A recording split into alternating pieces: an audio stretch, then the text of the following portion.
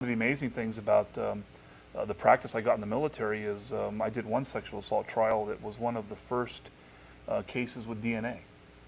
What year was that? This was about 80, gosh, it was one of the first trials I did. So it was somewhere around 84, maybe 85. And that's when the DNA was starting to become a yeah, big, DNA was really starting to come out, and it was a huge trial because again, it was a sexual assault trial, and they were trying to link my client, to the crime. Right. But he turned out to be what's called a non-secretor, which means there's a very small percentage of the population where you cannot get their DNA out of any body fluid except directly from the blood. There's certain percentage of the people. Really? And so it got very fascinating. A lot of issues with the DNA because you really can't tell his DNA, and so they had to go through a lot of hoops to try to link him, to the crime. And the thing is, what really happened with that particular case was really, as a defense attorney, it's probably one of the most interesting things I ever had happen. Where from the moment, and he was an inner city kid from New York, but very street smart. As soon as they arrested him for the sexual assault, he wanted to talk to an attorney, and of course I'm then talking to him right away, and he told me the story straight up from the very beginning that, look, yes, I was in her barracks, it was all consensual, the CQ, charge of quarters, was coming through, he ran and hid in the bathroom. We feel like she felt like they'd gotten caught, so she concocted this rape allegation. And the thing is, we were actually able to, because of his status of not being able to tell his DNA, they really couldn't link him to the crime that easily. And but without getting too graphic, there was some DNA that we were able to use that proved his theory of what happened consensually. And the government really wasn't quite prepared for that. And when we brought that out, it really blew the case open. And so it was, it was really, I say, very, very interesting to get involved in some very cutting edge technology. And I don't know that you normally get that type of experience, in other courts.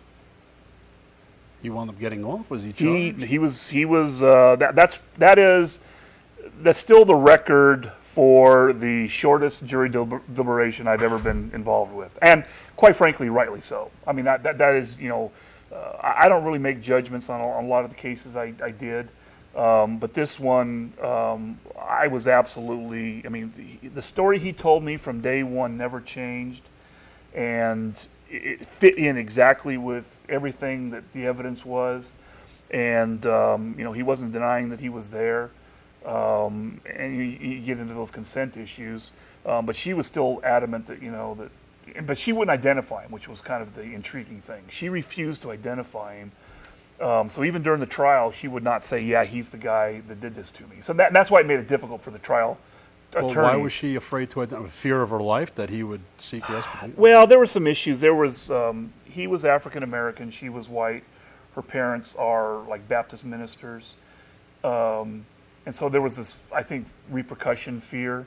And some of these things happen sometimes in sexual assault trials. But the thing is, as I say, the proof was really solid. And that jury was out 10 minutes before they returned with a not guilty verdict. That's about probably how long we were in deliberation. Yeah. That So I mean, it's something that I think was the right, just result, and quite frankly, obviously the jury did too, because I say that's still the record for me. I've never had a jury out only 10 minutes. Yeah. I hadn't even gotten to my office and set my cases down before we got the phone call saying they're back. Yeah. So everything was dropped on him, and he was found not guilty. So that was back that was to his unit, and end of the story. And then any of them get transferred for reasons of no, because I of the don't, charges? not that I recall. Not that I recall. I'm not sure exactly what. I mean, a lot of times you lose track of Yeah, because a lot of times when you go. get that kind of conflict, and now there's going to be that animosity. One of them will request orders, or they'll turn around and put you over here or put her over there, Yeah. and just separate. Yeah, they weren't in the same unit anyway, so I think that was, that probably helped. But yeah, and also when I was on active duty, of course that was heyday of a lot of the crimes and the starting of the drug urinalysis program. Oh yeah. So I did an awful lot of cases with urinalysis. That was a big issue, and so there was.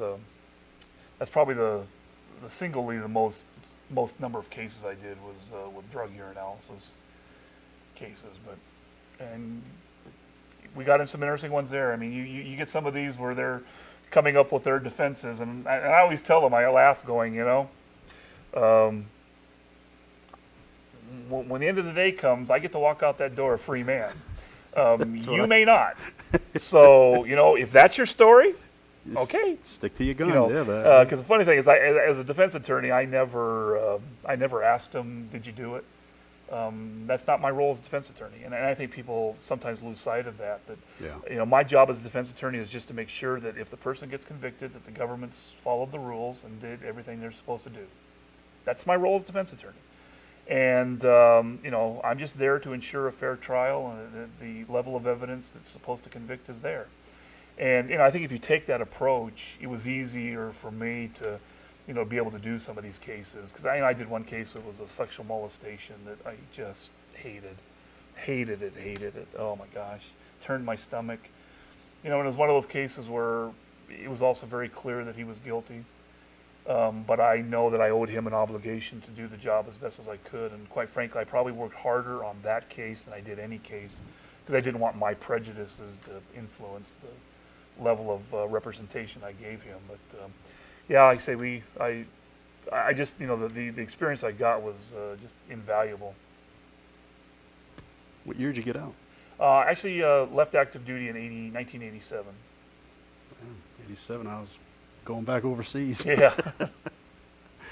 Well, I think we've run out of time from what Jeff is telling us in the booth. He's nodding his head at me. Yep, we're running out of time.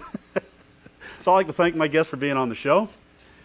And remember, you have a story. I want to hear it, and I want to share it with everyone else. If you want to be on the show, give me a call at 513-2056. I'd like to thank my guest, Brian Kunzig, for being on the show again. Thank you. Thank you. Semper Fi. See you next week.